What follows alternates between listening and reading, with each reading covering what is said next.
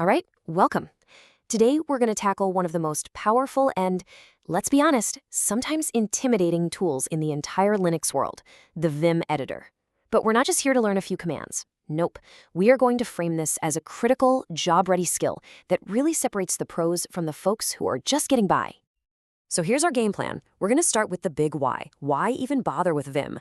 Then we'll break down its most confusing concept, the modes.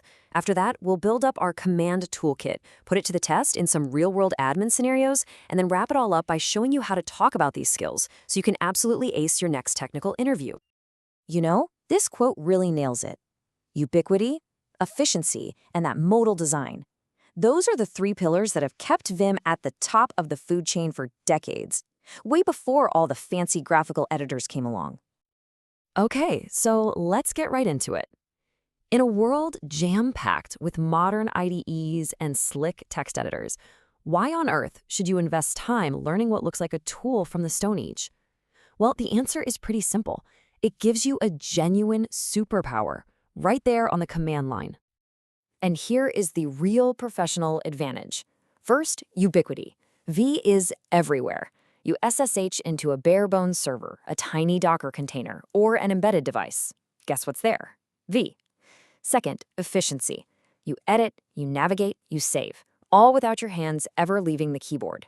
And that makes you fast. This all adds up to being job-ready. For any serious sysadmin, developer, or DevOps role, this isn't just a nice-to-have, it's a core competency. All right, let's tackle the one thing that trips up pretty much every single person when they start. It's the key to unlocking Vim's power, and that's the concept of modes. See, Vim isn't like Notepad or other editors where you just start typing, and that's actually its greatest strength. Just think of it like this. You start in command mode. This is where you tell the editor what to do. Move the cursor over there, delete this whole line, copy these 3 words. Then, when you're ready to actually type, you switch into insert mode. And finally, for file-level stuff like saving your work or quitting, you pop into command line mode. The whole workflow is just a fluid dance between these modes. And here it is, the single most important key to remember in all of V, the escape key. If you ever feel lost, if things are acting weird, if you can't type, just press escape. A few times even. Just mash it. Think of it as your home base. It's your safety net that always brings you back to command mode, where you can get your bearings.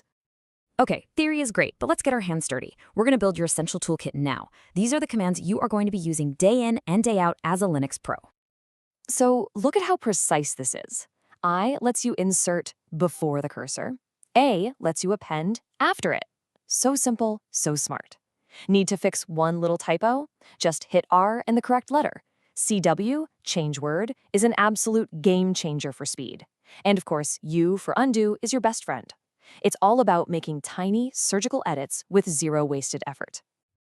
And this is where you can really see the genius of V's design. It has this logical verb-noun structure. So if D is the verb for delete, then it follows that DW is delete word, and DD is delete the entire line. Same thing for YY, which stands for yank line, that's V's word for copy.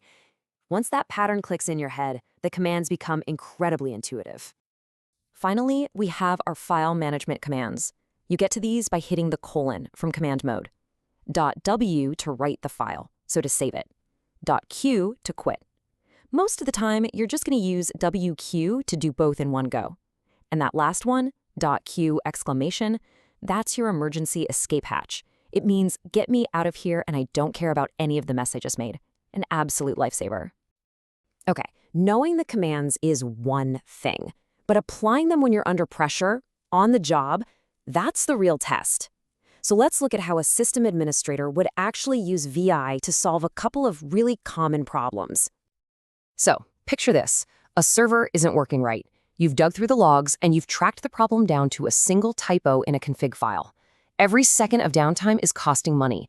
You don't have time to open a graphical editor and scroll around with a mouse. You got to get in, fix it, and get out. Now. And here is how a pro does it, in just a few seconds, all from the keyboard. Turn on line numbers so you can see where you're going. Jump straight to line 87. Use change word on the typo. Type the correct word, hit escape. Then save and quit. Boom, done. That is the kind of efficiency that gets you hired. Now for that moment of panic. Every single person who learns V has this happen. You're trying to type, but the cursor is jumping around. Maybe it's deleting letters. Nothing is working like it should. What is going on? Well, the solution is beautifully simple. 9 times out of 10, the problem is just that you're in the wrong mode. That's it. So the fix is to hit that beautiful escape key. Hit it a couple of times to be absolutely sure you're back in the safety of command mode. From there, you can just calmly re-enter insert mode and get right back to what you were doing. This one little trick solves, I'm not kidding, like 90% of all beginner problems. Okay, let's bring all of this home and focus on what really matters in a job search: showing your value. Knowing how to use Vim is great, but knowing how to talk about it like a professional during an interview, that's what lands you the offer. See the difference in these answers? You're not just saying, I use VI. You're connecting the tool directly to a business function. You're not just changing a word. You are performing rapid, mouse-free editing. You're not just copying a line. You are parsing logs for analysis. This is the language that shows an interviewer that you get it. You understand the why behind the tool.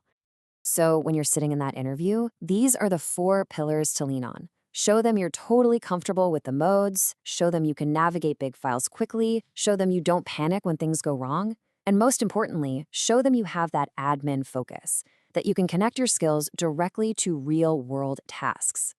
So there you have it. You've got the complete roadmap now, from the basic concepts all the way to real-world applications and how to talk about it in an interview. By really embracing this tool, you're not just learning another editor. You are gaining a professional superpower that is going to serve you for your entire career in the world of Linux.